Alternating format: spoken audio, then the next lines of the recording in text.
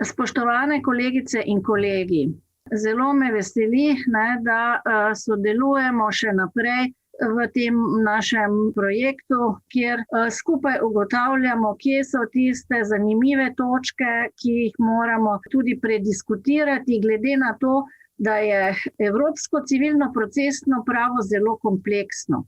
Dovolite, da grem kar naprej na seveda položaj upnika in dolžnika v takšnem razmerju z mednarodnim elementom.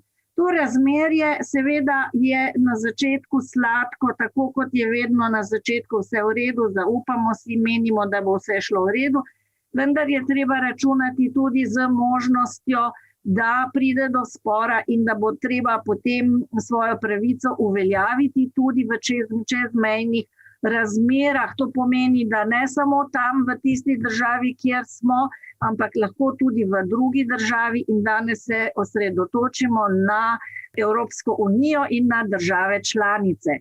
Zato smo že zadnjič lepo povedali, da se odpira evropski sodni prostor, v katerem delujejo torej že sedaj primarno pravo, so uredbe, ki jih izdaja Evropska unija, in te uredbe na tem področju so sicer zelo omejene, pa vendarle ogromno pravil spet nastaja in ogromno pravil se mora tudi tolmačiti. In tudi tukaj nam seveda Evropsko sodišče v Luksemburgu daje potem razlago, s katero se te evropske norme razlagajo euroavtonomno.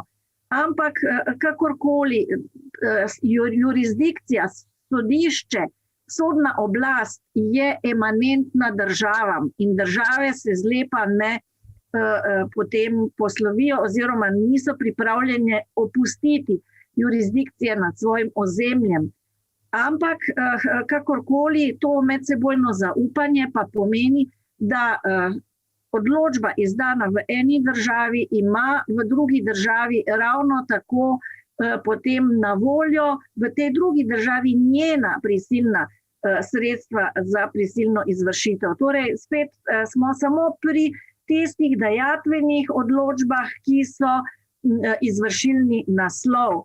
In že zadnjič sem torej povedala, kako pomemben je ta kopernikanski preobrat bil narejen z pilotnim projektom, ki je evropski izvršilni naslov. No, seveda, ko govorimo o uredbi 805, je njen naslov uredba o uvedbi evropskega naloga za izvršbo nespornih zahtevkov. To se pravi, mi smo za potrebe naših projektov in tudi jaz za naše študente poenostavljam, da pravzaprav ne gre za nek evropski nalog za izvršbo, kajti tukaj bi si kdo utegnil misliti, da v državi A izdajo dovolitev izvršbe kot tudi dovolitev uporabe prisilnih sredstev za drugo državo, pa to ni tako.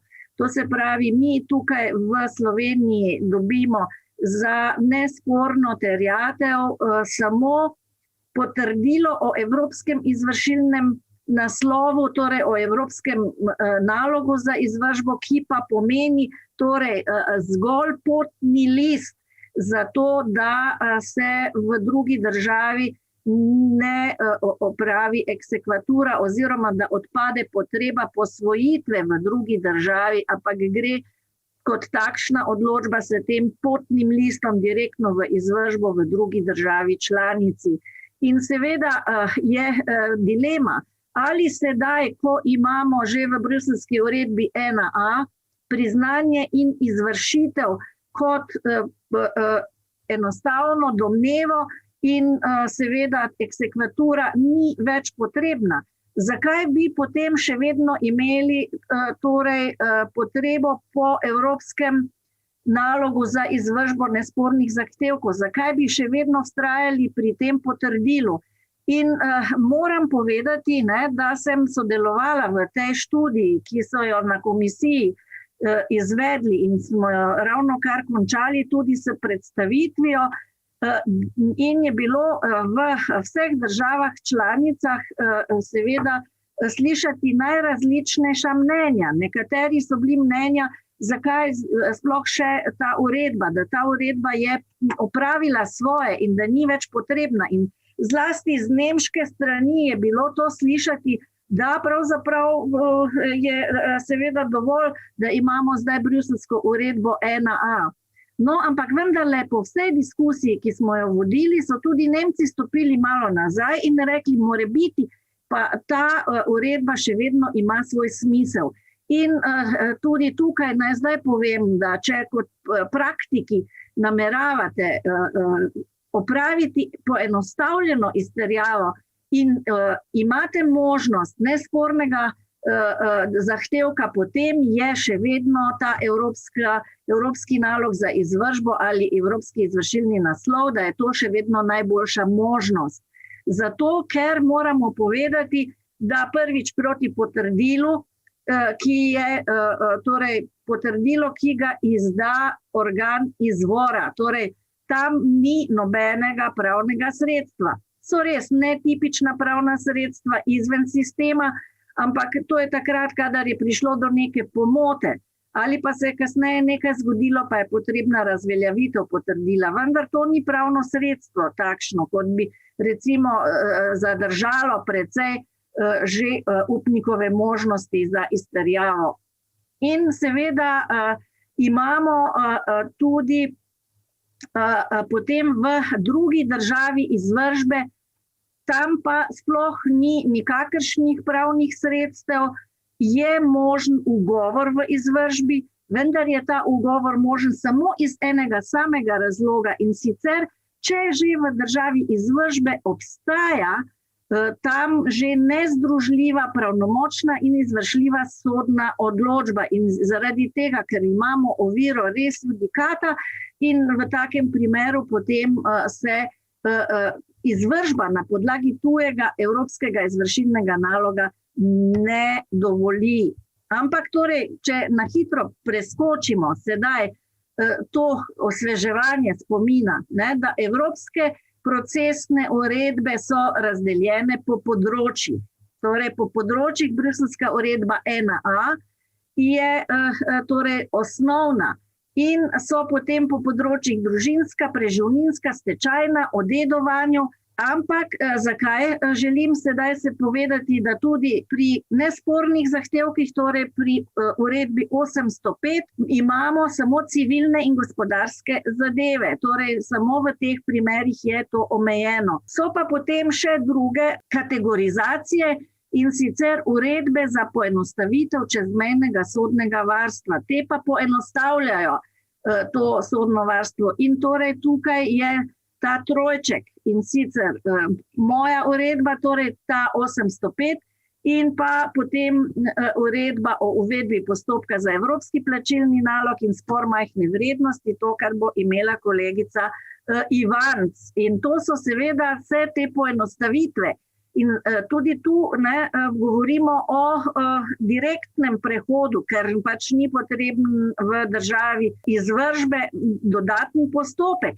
Če pa pogledamo, imamo pa priznanje in izvršitev, sicer, če bi ne imeli sedaj uredbe Bruselj 1A 1215, ki je že iz leta 2012, potem bi morali v vsakem primeru upniku naložiti še neko zastoj, zato da prvo pridobi eksekvaturo. In tako je tudi v vseh primerih, ko bruseljska uredba 1A ne velja. No in tudi v primeru, ko bi zdaj primerjali to uredbo 805 in 1215, še vedno vidimo, da v teh primerih 1215 imamo več razlogov in sicer več razlogov, ki se potem lahko uveljavljajo in torej imamo sicer zelo poenostavljeno. Samo formalne zahteve mora upnik izpolniti in dati overjeno kopijo sodbe, pa potrdilo. To potrdilo po bruseljski uredbi 1A je drugačno kot potrdilo pri uredbi 805 o evropskem izvršilnem naslovu. Torej drugačno. In to potrdilo je pa vendarle sedaj bolj podrobno, kot je bilo pri predhodni uredbi, in seveda pa ne odloži izvršbe, če se zahteva prevod sodbe, je pa samo potrdilo, torej tisto, ki pač je ustrezno v državi izvora. No, in tukaj, ko govorimo pri tem potrdilu, potem bomo videli, da mora biti to potrdilo po bruseljski uredbi 1a vročeno pred prvim izvršilnim dejanjem v državi izvršbe. Torej, zelo pomembno je to, da mora biti dolžniku vročeno po pravilih te uredbe o vročanju, kar smo sedaj ravno poslušali. In tu se potem pojavi vprašanje, zdaj, kako je s presenečenjem, če moramo najprej vročiti potrdilo. Pri evropskem izvršilnem naslovu, pri tem potrdilu ni nikjer predvideno, da bi moralo to biti naprej vročeno. Je že to lažja pot že za upnika. Potem tukaj, če vidite ta primer, ko je sodišče vročilo dolžniku brez sodbe, najprej samo potrdilo, in potem ali je bilo vprašanje, ali je treba tudi vročiti zraven sodbo, ali jo je treba prevesti. Ne? In kaj, če je že bilo poskušeno v Avstriji in je bilo potrdilo vročeno že tamkajšnjemu dolžniku, ali ga je treba ponovno vročiti v Sloveniji. No, tukaj lahko mimogrede povem, da pač vročitev mora biti enkrat upravljena. Lahko bi bilo potrdilo vročeno že tudi v državi izvora. Važno je, da je bila vročitev upravljena pred prvim izvršilnim dejanjem. To pa ne zahteva, da bi bilo treba tudi vročiti sodbo, kajti sodbo mora vročiti v državi izvora organ, ki je sodbo izdal, in poskrbeti za to, da bo ta sodba tam vročena. In zaradi tega torej tudi, ko vročamo potrdilo, se še ne pojavi vprašanje prevoda. Torej, vidimo, da je to vendarle kar enostavna stvar, ampak je pa seveda učinek presenečenja s tem tudi izgubljen. No, kar je razlika do evropskega izvršilnega naslova, ki je še vedno samo v državi izvora pridobljeno potrdilo in direktni dostop v izvršbo v drugi državi članici, pa tam ni možen nikakršen dodatni postopek. Pri bruseljski uredbi 1a 1215 pa je ta dodatni samostojni postopek še vedno tudi mogoč, vendar ne več na predlog upnika, temveč na predlog dolžnika. Dolžnik je torej tisti, ki se lahko brani proti tujemu izvršilnemu naslovu, brani pa se seveda iz vseh razlogov, ki so tudi že prej obstajali v postopku eksekvature. In je torej ta obrnjeni postopek seveda tudi obrnjena eksekvatura. S to razliko, da pa takšen poseben delibacijski postopek ne zadrži izvršbe, ne zadrži. Torej, kljub temu, da se dolžnik poda na ta postopek, vloži predlog pred okrožnim sodiščem in v nepravdnem postopku uveljavlja, da je tuja zamudna sodba z napakami takšnimi, ki pač ne omogočajo, da bi bila izvršilni naslov v Republiki Sloveniji, lahko tudi se uveljavlja javni red kot razlog, ampak šele če bo sodišče ugodilo dolžnikovemu predlogu za odlog izvršbe, šele takrat bo taka izvršba počakala, drugače pa gre naprej in upniku ni treba storiti nič. No, ampak kljub temu tudi upnik še vedno lahko pomisli, mogoče pa zato, da ne bi čakal, kdaj se bo dolžnik zbudil in šel v ta posebni nepravdni postopek, tudi upnik lahko vnaprej vloži predlog, naj sodišče ugotovi, da ni razlogov za zavrnitev priznanja in izvršitve. In potem dolžniku vzame veter v jadra, ta ne more več tega postopka potem samostojno začeti in se torej, ko enkrat imamo pravnomočnost, lahko na podlagi tega naslova večkrat tudi predlaga izvršilni postopek izvršba. No, ampak torej vidite, ne glede na to, je še vedno neka posebna zgodba tudi mogoča pri navadni sodni odločbi, medtem ko pri evropskem izvršilnem naslovu te zgodbe ne more biti. Torej, upnik ni več v nevarnosti, da bodo neki zastoji, da se bo moral še kje braniti in da bo moral še voditi nek dodatni postopek. Zato je to toliko tudi še vedno bolj enostavno, če imamo nesporni zahtevek, da se odločimo za evropski izvršilni naslov. No, kot že rečeno, torej razlogi za zavrnitev so tudi po bruseljski uredbi 1A enaki in tudi tukaj ni šlo za opustitev javnega reda kot tiste rezervacije oziroma zadnje možnosti, da se država obrani proti tujemu pravnemu redu in njegovim odločbam, ki bi naj učinkovale. No, in pa seveda tudi tukaj smo morali v slovenskem ZIZ-u, ker je bil pač ta zakon odprt, prilagoditve sprejeti, ker ko govorim o tem posebnem delibacijskem postopku, naj vas spomnim, da gre torej za postopek, ki je bil v primeru eksekvature ex parte, torej je najprej sodišče izdalo eksekvaturo in je potem toženec lahko vložil ugovor. In ugovor potem je prinesel kontradiktornost. Ker pa gre zdaj za obrnjeno zadevo in sicer za zadevo potem po bruseljski uredbi 1A, ko imamo dolžnika, ki bo sedaj vložil predlog, se ta predlog takoj potem vroči tudi upniku in ta lahko nanj odgovori. In se ta kontradiktornost postavi že takoj na začetku. Iz tega razloga tudi ni potrebno, da bi bil ugovor redno pravno sredstvo, ki bi bilo nedevolutivno, ampak se torej lahko takoj že tudi dovoli pritožba kot eno samo pravno sredstvo na Vrhovno sodišče Republike Slovenije. No pa še nekaj je, da ta postopek je zdaj predviden v Senatu 3 sodnikov. Zelo resno pač zakonodajalec Sloveniji jemlje te kejse, ki so pač lahko zelo težavni, če se izpodbija tuja sodna odločba, češ da ni primerna, da bi bila posvojena, sprejeta v slovenski pravni red. Torej pritožba in to samo ena instanca.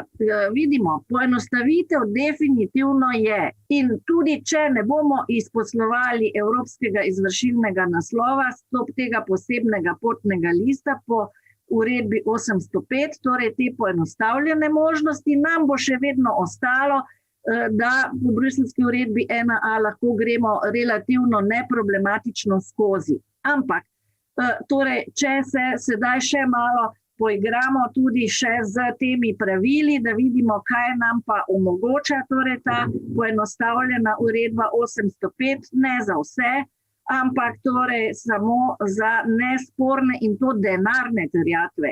Pri čemer so te terjatve lahko aktivno nesporne.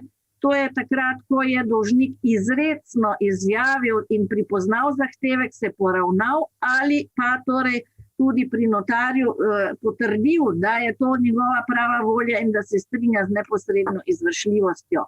Potem pa imamo pasivno nesporne terjatve, kjer je dolžnik s svojo pasivnostjo pokazal, da proti zahtevku nima ugovorov.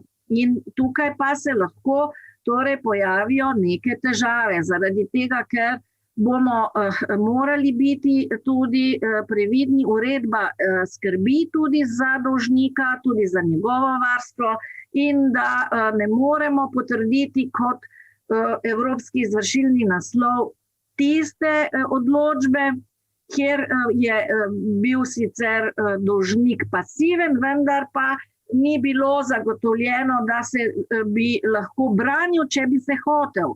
To se pravi, vse mora biti storjeno, da bi dolžnik imel možnost pravilne obrambe in zaradi tega torej mora biti tukaj tudi informacija o tožbenem zahtevku, ustrezna informacija o postopkovnih korakih, torej pravni pouk, in pa seveda ustrezno vročanje glede pisanja o začetku postopka. To se pravi, mi imamo tukaj zelo pomembno povsod v vseh uredbah, torej tudi v evropskem prometu, je prvo pisanje o začetku postopka ključno. Kajti za kontradiktornost je ključno, da je prvo pisanje, torej pri nas tožba, če govorimo o pravdnem postopku, da je ta pravilno vročena. In seveda je tudi tukaj možno nadomestno vročanje, vendar je to nekako bolj restriktivno. Torej, te fikcije morajo biti seveda ustrezne in tudi ustrezne uredbi o vročanju. Torej, to je tako imenovano področje uporabe minimalnih standardov. In pomembno je, da se seveda vedno dobi tudi dokazilo, da je dolžnik prejel. In če gre brez tega dokazila, bomo govorili o fikcijah, ki seveda, kot smo že rekli, morajo biti ustrezne. In pa seveda tudi zastopnikom dolžnika je mogoča vročitev. In tukaj pa imamo seveda tudi vprašanje, kako bomo sedaj vročali pravnim osebam, ali vedno zgolj samo zakonitemu zastopniku, no, ampak tudi tukaj iz te uredbe vidimo, da je mogoče vročiti tudi delavcu, ki je tam na delovnem mestu, kjer imamo zastopnika. Da torej tudi tukaj imamo vendarle neke možnosti za poenostavitve in da je nekako podobno kot pri nas to tudi urejeno. Čeprav mi imamo seveda minimalne standarde, ki veljajo po uredbi. Samo če je nacionalno pravo v skladu z temi minimalnimi standardi, se lahko izda potrdilo. Če ni v skladu, se ne sme izdati potrdila in seveda evropski zakonodajalec ne sili nacionalnega, da bi moral pravila prilagoditi. Ampak samo torej ni izdan pač ta potni list.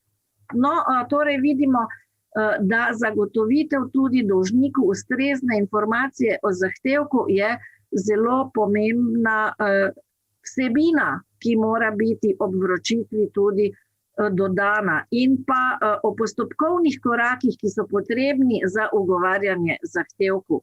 Potem pa imamo popravek neskladnosti z minimalnimi standardi, kar je pa seveda saniranje, potem ko je že nekaj šlo narobe in ste v določenih primerih to da sanirati, in pa tudi z pravnim sredstvom v izjemnih primerih. No, zdaj, če gremo pogledati, kje so nastopale težave v primeru evropskega izvršilnega naslova, mogoče na par primerih to preverimo in bomo videli, da je za Slovenijo zelo pomemben instrument izterjave izvršba na podlagi verodostojne listine. V tem primeru gre za kombinacijo dveh postopkov in urejeno v ZIS, Zakon o izvršbi in zavarovanju. To pa še ne pomeni, da bi bila verodostojna listina izvršilni naslov. Ne, verodostojna listina je zgolj dokazilo, ki mora biti priloženo oziroma na katerega se sklicuje upnik za to, da se izda plačilni nalog. Kombinacija dveh postopkov je torej v prvem delu, tem tako imenovanem kondemnatornem delu sklepa, je torej plačilni nalog, in v drugem delu sklepa je pogojna dovolitev izvršbe, ker šele, če bo plačilni nalog postal pravnomočen, šele v takšnem primeru bo potem tudi drugi del lahko bil uspešen. In če bi imeli, na primer, samo ugovor proti dovolitvi izvršbe, potem v prvem delu postane takšen plačilni nalog pravnomočen in potem tudi izvršljiv. Izvršilni naslov je torej prvi del, torej plačilni nalog. V drugem delu bomo pa seveda v primeru ugovora proti plačilnemu nalogu, torej proti temu prvemu prvemu delu, pa se tudi ta pogojna dovolitev izvršbe takoj razveljavi in nimamo več tega, ne? In se potem kontradiktorni postopek vodi. Torej, tukaj imamo pa še pomembno uspešno ureditev v Sloveniji, ki so jo drugi tudi želeli nekako posnemati oziroma je večkrat tudi deležna primerjave z našo ureditvijo.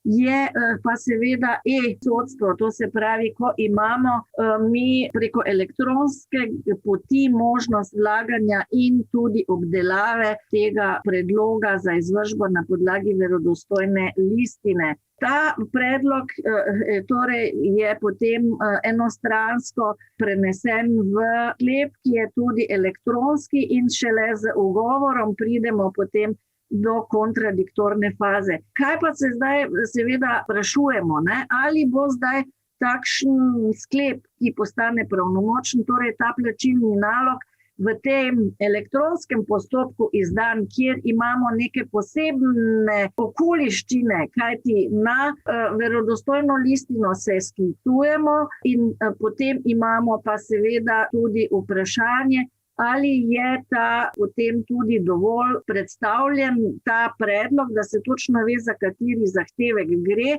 kajti to je ravno tako minimalni standard, da mora biti dolžnik seznanjen z zahtevkom, zato da je lahko potem tudi sprejeta ta fikcija, da se je strinjal s trditvami tožnika.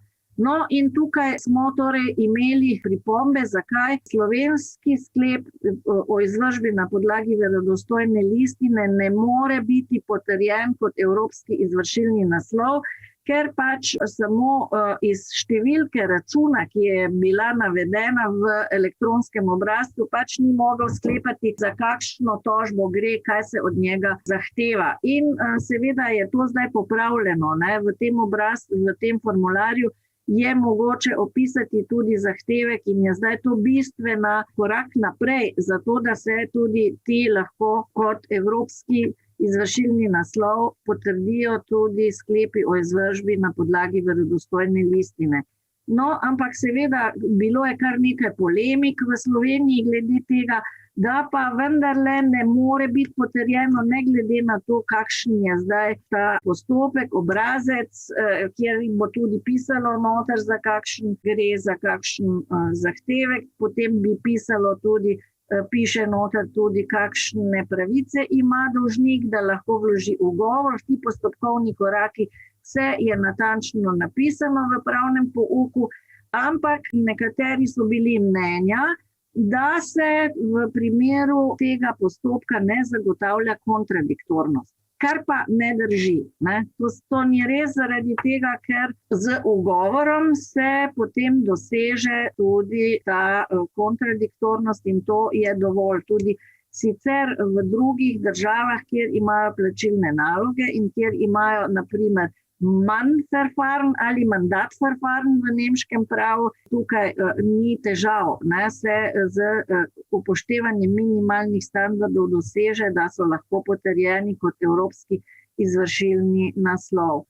In pa še nekaj, da pač v teh primerih, ko je slovenski ugovor vezan na to, da mora biti obrazložen, je tudi bilo v strokovnih krogih kar debata, ali pa to zdaj ustreza. Ker recimo pri avstrijskem tem Mann-Verfahrenu zadostuje navaden ugovor, ki je čist pavšalen. No, ampak tudi to naj ne bi bila težava. Kaj pa se je zgodilo na Hrvaškem? Tu pa imamo sedaj dva evropska kejsa, Zulfikar Pašić, ta je poznejši, in Pula Parking. In ta Pula Parking, moram reči, da je tudi mene zadelo, ko sva s kolegico Tjašo Ivanc predavali hrvaškim sodnikom v Zagrebu, in nisva potem dopolnili, ko nisva plačali parkirnine, ker je šla čez uro.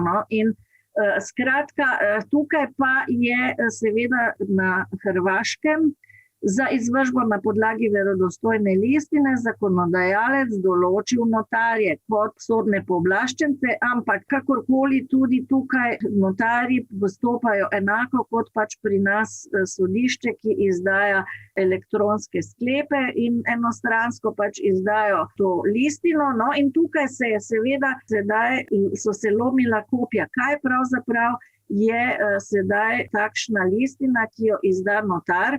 In če bi recimo Hrvaška javila, da gre za notarja, ki je del sodne oblasti in v tem primeru, tako kot so javili za Švedsko in Madžarsko, notifikacija, ker na Švedskem tudi ni sodišče tisto, ki izdaja te sklepe oziroma plačilne naloge, ampak je to njihova posebna agencija, ki pa ima bolj upravni značaj.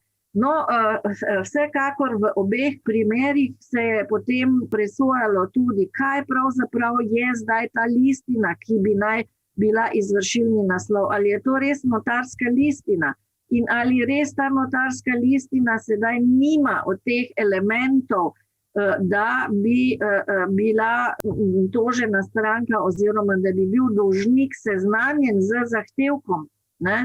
Pa tudi tukaj mislim, da je to predvsem slabše poznavanje tega sistema, ampak tudi malo težava, da so se obrnili na notarje, ki so pač na nek način v latinskem notariatu izven sodne organizacije, zasebna služba, pri čemer je pa torej mogoče z zakonom vedno narediti, da so tudi notarji pač kot neke vrste sodni organ, pomožni sodni organ, kar so po drugi strani na Hrvaškem naredili tudi pri zapuščinah. Se izda sklep o dedovanju, proti kateremu je tudi pritožba na sodišče in je to že v sodnem sistemu. Torej državni notariat na Madžarskem pa sploh ni bil problem, ker je že prej bil del pravosodja. In torej vidimo, da tukaj sta sedaj ta dva kejsa rekla, da na Hrvaškem pač to ni mogoče. Pa jaz mislim, da so med tem tudi že notificirali, da hrvaški notarji bodo, torej da so v rangu sodišča, ker tukaj se postavlja vprašanje, ali so notarji sodišče. No in vidimo pa, da pri nas torej ni tako, pri nas izdaja te plačilne naloge sodišče in tudi imamo potem vse poskrbljeno za to, da bi ti minimalni standardi morali biti upoštevani. No in zdaj pa še ta izjemni primer, torej ko je potrebno pravno sredstvo in vidimo, da se lahko potrdi kot evropski izvršilni naslov takšna odločba, pri kateri je dolžnik upravičen zoper sodbo vložiti pravno sredstvo in je potem višja sila ali izredne okoliščine preprečile dolžniku, da bi brez njegove krivde ugovarjal zahtevku.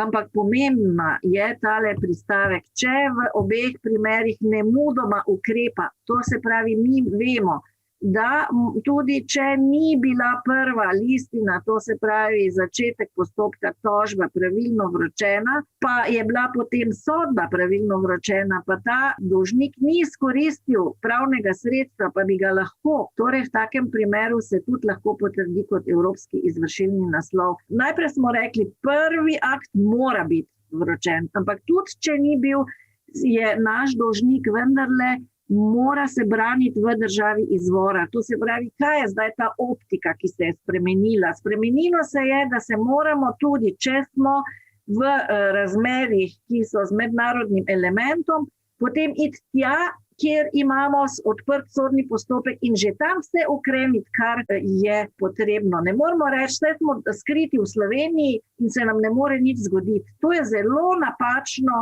naziranje, če kdo tako misli. Tam se je že treba braniti, čeprav bomo morali tujega odvetnika najeti in predvsem izkoristiti tudi vsa pravna sredstva tam, kjer postopek teče. No in tukaj, če še grem na en primer, ko pač je bil Sodišče je štelo, da po pravilih ZPP sodnih pisanj ni potrebno prevajati in je vročilo brez prevoda. Potrditev kot evropski izvršilni naslov je na to zavrnilo, ker sodna pisanja, ki so toženi stranki v tujino vročena v slovenskem jeziku, ne dosegajo minimalnih standardov. Tožena stranka je bila prikrajšana tudi za pravico do opozorila na posledice neogovarjanja plačilnemu nalogu v za to določenem ugovornem roku. In sodišču v postopku izdaje plačilnega naloga ni treba postopati tako, da kasneje v postopku potrditve evropskega izvršilnega naslova ne bi bilo težav.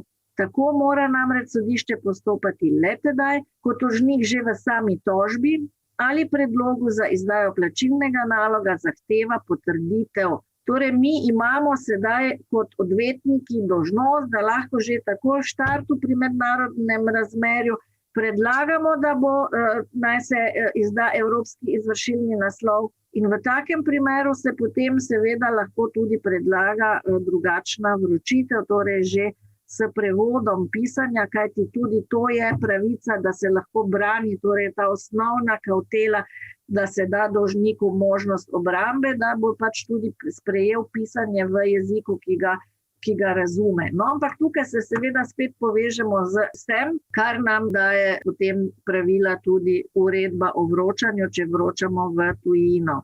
No, še en tak primer, italijanski plačilni nalog je bil potrjen kot evropski izvršilni naslov in predložen slovenskemu sodišču za izvršbo. Prevod je bil priložen le za potrdilo in ne tudi za sam izvršilni naslov. Ali je iz tega razloga mogoče zavrniti dovolitev izvršbe? In torej, to ni problem, da deli plačilnega naloga, ki je priložen, niso prevedeni. Torej, tukaj imamo seveda zdaj evropski izvršilni naslov, ki je pa potem zdaj zaradi formularne oblike potem zelo enostavno tudi razumljiv. In seveda se je zgodilo že tudi, da je gospodarsko sodišče na Dunaju izdalo potrdilo že na slovenskem obrazcu, zato ker je bil ta zahtevan za uporabo v Republiki Sloveniji. Potem še izdaja potrdila se zavrne, če je bilo zoper sodno odločbo v času odločanja vloženo pravno sredstvo, ne glede na to, da je bil predlog vložen pred vložitvijo pravnega sredstva. To je tudi razumljivo, ker ne gre več za nesporno terjatev. In pa ni preverjanja glede vsebine. No, še primer slovenske sodbe v Gradcu. Tožnik pri okrajnem sodišču v Kranju predlaga izdajo potrdila za zamudno sodbo, ki je v pisnem postopku izšla, ker je sodišče toženčev odgovor na tožbo ocenilo kot neobrazložen. Ali je terjatev neprerekana in sodba je bila tožencu vročena po pošti. Kdaj se šteje, da je opravljena veljavna vročitev? Kaj bi storilo Landesgericht Graz, če bi bila takšna slovenska zamudna sodba predložena v izvršbi? Kaj lahko napravi dolžnik? To se pravi, tukaj vidimo, kar smo že prej govorili, da je tudi v primeru, da je toženec po slovenskem pravu ni prerekal, če ni vložil obrazloženega ugovora. In tudi vročitve morajo ustrezati evropski uredbi o vročanju. In potem tudi sodišče v drugi državi pa tega potnega lista ne more več preverjati. To se pravi, ga ne preverja v tej državi. Dolžnik se lahko brani v državi izvršbe zgolj, če bi šlo za nezdružljive sodne odločbe. To je edini ugovor. No, potem še nekaj takšnih primerov. Hvala lepa.